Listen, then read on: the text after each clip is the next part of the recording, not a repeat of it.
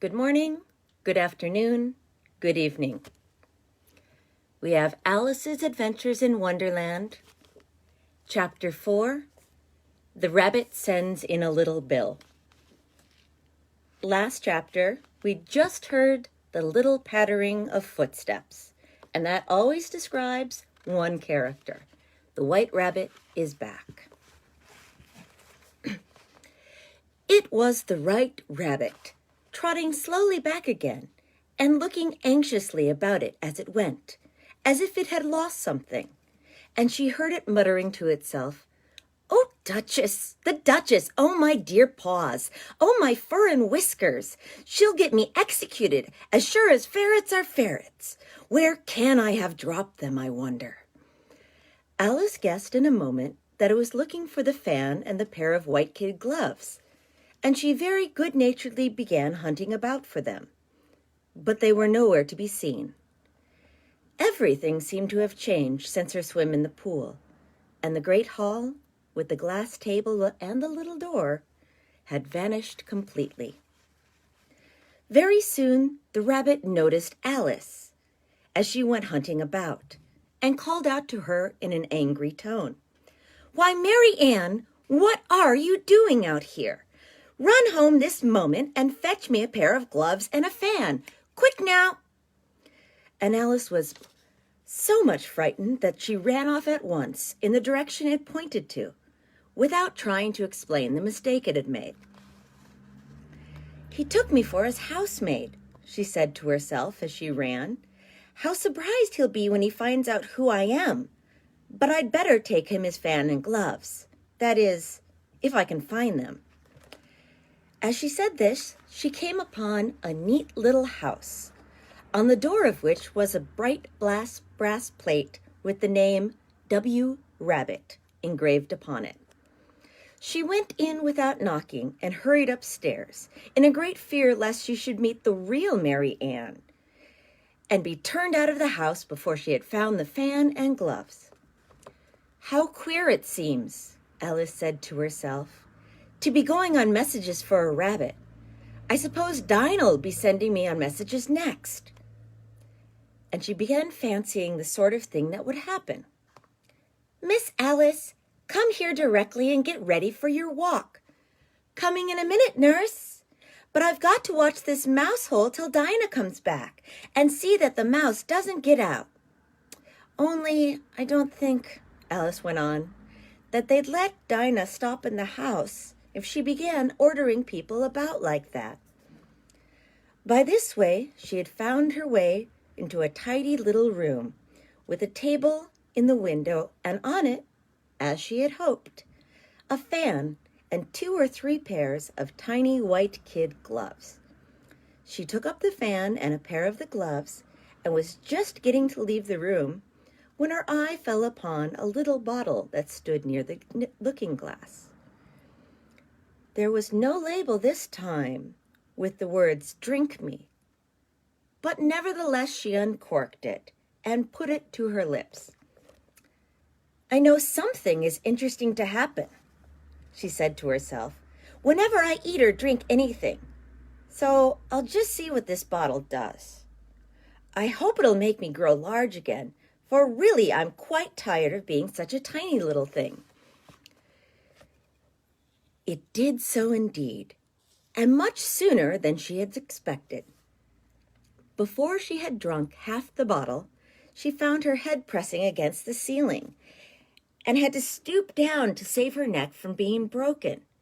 She hastily put down the bottle, saying to herself, "That's quite enough. I hope I shan't grow any more. As it is, I can't get out the door. I do wish I hadn't drunk so much." Alas, it was too late to wish that. She went on growing and growing, and very soon had to kneel down on the floor. In another minute, there was not even room for this, and she tried the effect of lying down with one elbow against the door and the other curled round her head. Still, she went on growing, and as a last resource, she put up one arm out of the window and one foot up the chimney, and said to herself, "Now I can do no more. Whatever happens, what will become of me? Luckily for Alice, the little magic bottle now had its full effect. She grew no larger. Still, it was uncomfortable. And, as there seemed to be no sort of chance of her ever getting out of the room, no wonder she felt unhappy. It was much pleasanter at home, thought poor Alice, when one wasn't always growing larger and smaller and being ordered about by mice and rabbit. I almost wish I hadn't gone down that rabbit hole. And yet, it's rather curious, you know, this sort of life. I do wonder what can have happened to me. When I used to read fairy tales, I fancy that kind of thing never happened. And now here I am in the middle of one. There ought to be a book written about me. That there ought. And when I grow up, I'll write one. But I'm grown up now, she added in a sorrowful tone. At least there's no room to grow up any more here. Here is Alice, jammed tight in that little room with her hand out the window and her foot up the chimney.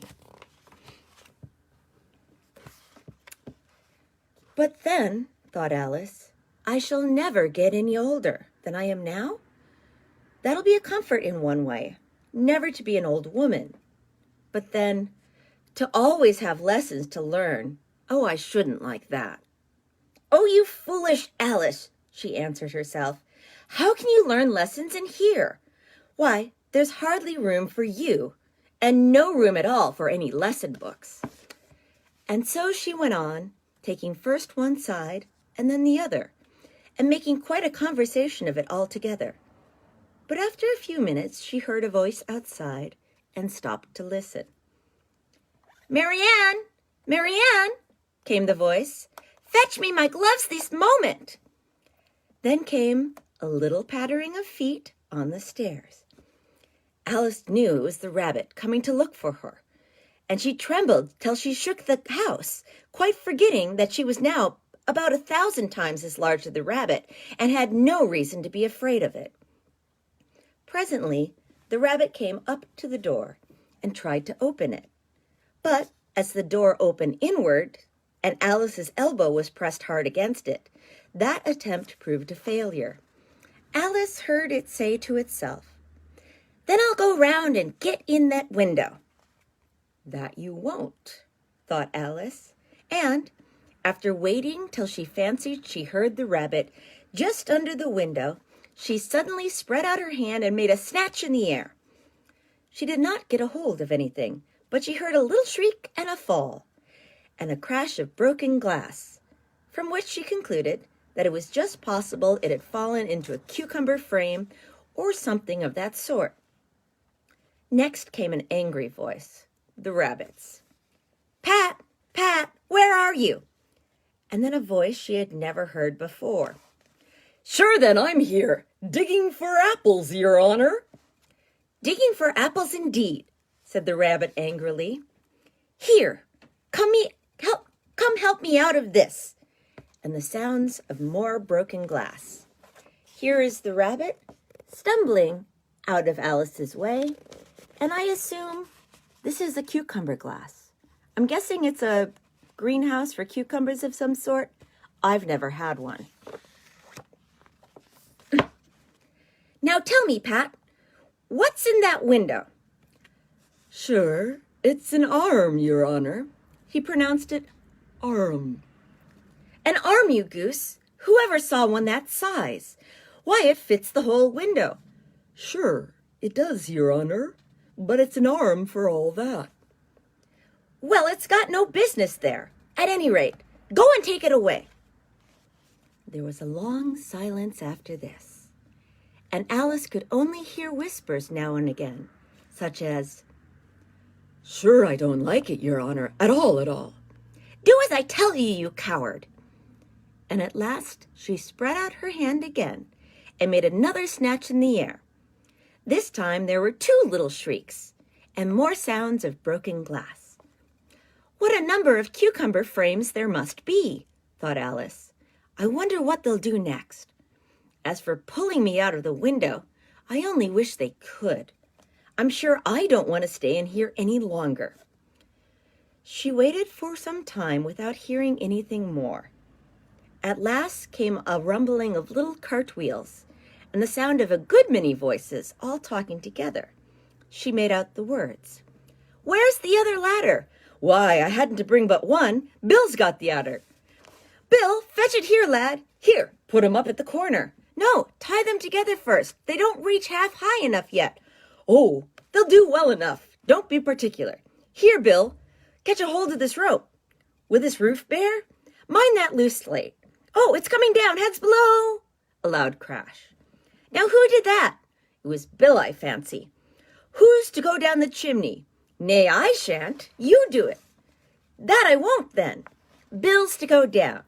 "Here, Bill, the master says you're to go down the chimney." "Oh, so Bill's got to come down the chimney, has he?" said Alice to herself. "Why, they seem to put everything upon Bill. I wouldn't be in Bill's place for a good deal. This fireplace is narrow, to be sure, but I think I can kick a little." She drew her foot as far down the chimney as she could and waited till she heard a little animal. She couldn't guess which sort it was, scratching and scrambling above in the chimney close to her, then saying to herself, "This is Bill." She gave one sharp kick and waited to see what would happen next. The first thing she heard was a general chorus of, "There goes Bill!" And then the rabbit's voice alone, "Catch him, you by the hedge!" And then silence. And then another confusion of voices. "Hold up his head! Brandy now! Don't choke him! How was it, old fellow? What happened to you? Tell us all about it." And here we see Bill, a lizard of some sort, being kicked out the chimney. Last came a little, feeble, squeaking voice. "That's Bill," thought Alice. Well, I hardly know. No more, thank you. I'm better now, but I'm a deal too flustered to tell you. All I know is something comes at me like a jack-in-the-box, and up I go like a skyrocket." "So you did, old fellow," said the others. "We must burn the house down," said the rabbit's voice. And Alice called out as loudly as she could, "If you do, I'll set Dinah on you." There was a dead silence instantly. And Alice thought to herself, "I wonder what they will do next.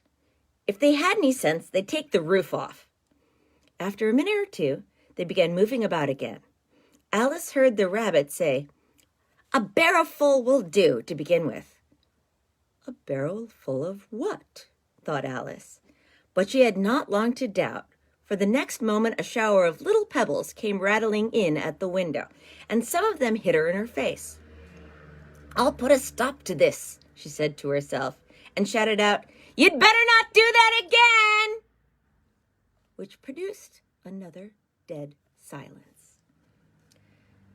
Alice noticed with some surprise that the pebbles were all turning into little cakes as they lay on the floor, and a bright idea came into her head. "If I eat one of those cakes," she thought, "it's sure to make some change in my size. As it can't possibly make me larger, it must make me smaller, I suppose." So she swallowed one of the cakes and was delighted to find she began shrinking directly. As soon as she was small enough to get out through the door, she ran out of the house and found quite a crowd of little animals and birds waiting outside. The poor little lizard Bill was in the middle, being helped out by 2 guinea pigs, who were giving it something out of a bottle. They all made a rush at Alice the moment she appeared, but she ran off as hard as she could and soon found herself safe in a thick wood. "The first thing I've got to do," said Alice to herself as she wandered about in the wood, "is to grow my right size again.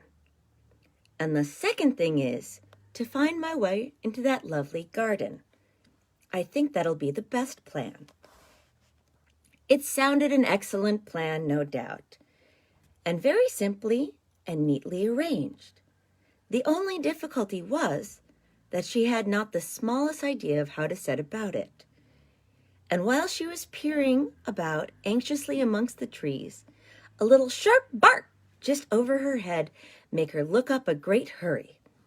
An enormous puppy was looking down at her with large round eyes and feebly stretching out one paw, trying to touch her. "Poor little thing," said Alice in a coaxing tone, and she tried hard to whistle at it, but she was terribly frightened all the time at the thought that it might be hungry, in which case it would very likely eat her up in spite of all her coaxing. Here we can see the puppy reaching out to Alice, and Alice with a little stick. Here's the stick. Hardly knowing what she did, she picked up a little bit of stick and held it out to the puppy, whereupon the puppy jumped in the air off all of its feet at once with a yelp of delight and rushed at the stick and made believe to worry it. Then Alice dodged behind a great thistle to keep herself from being run over. And the moment she appeared on the other side, the puppy made another rush at the stick and then tumbled head over heels in its hurry to get a hold of it. Then Alice, thinking it was very like having a game of play with a horse cart and expecting every moment to be trampled under its feet, ran around the thistle again. Then the puppy began a series of short charges at the stick, running a little way forwards each time and a long way back, and barking hoarsely all the while, till at last it set a good way off, panting, with its tongue hanging out of its mouth and its great eyes half shut. This seemed to Alice a good opportunity for making her escape. So she set off at once and ran till she was quite tired and out of breath, until the puppy's bark sounded quite faint in the distance. "And yet what a dear little puppy it was," said Alice, as she leant against a buttercup to rest herself, and fanned herself with one of the leaves. "I should have liked teaching it tricks very much if only I'd been the right size to do it. Oh dear, I'd nearly forgotten that I've got to grow again. Let me see. How is it to be managed? I suppose I ought to eat or drink something or other. But the great question is what?" The great question certainly was what? Alice looked all around her at the flowers and the blades of grass, but she could see nothing that looked like the right thing to eat or drink under the circumstances. There was a large mushroom growing near her, about the same height as her, and when she had looked under it, and on both sides of it, and behind it, it occurred to her that she might as well look up and see what was on top of it. She stretched herself up on tiptoe and peeped over the edge of the mushroom, and her eyes immediately met those of a large blue caterpillar that was sitting on the top with its arms folded, quietly smoking a long hookah and not taking the smallest notice of her or anything else. Tomorrow, Chapter 5, Advice from a Caterpillar. For when you don't know what to do, a caterpillar is as good as any creature to ask. So have a good morning, a good afternoon, a good night, or a good rest, because you probably need one. Take care.